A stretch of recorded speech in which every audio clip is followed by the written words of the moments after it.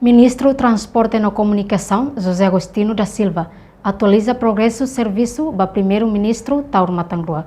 Ministro Transporte e Comunicações, José Agostinho da Silva, quinta-feira, semana e a Palácio Governo dele, a sorumalo o primeiro-ministro Tauro Matangrua, com o processo serviço, Ministério Transporte e Comunicações.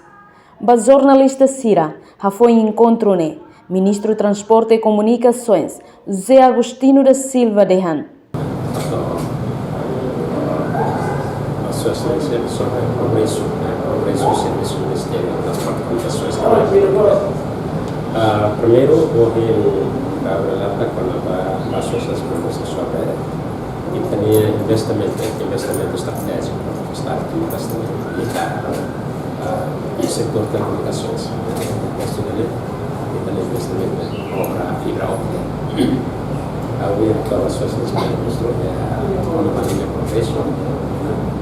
progresso da minha projeto de obras de verdade é adicionar 30%.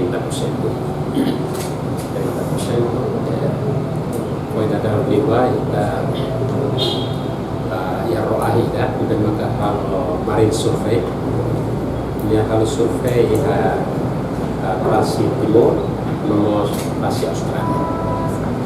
Objetivo posisi survei, marine survey itu identifica rute pasilaran dari kabinnya sudah ada yang lain kemana.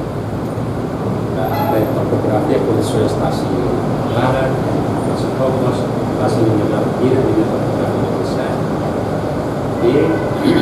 Além de Ministro Agostinho Mos informa com o processo investimento estratégico e o projeto fibra óptica atinge 1% tolo no Lu.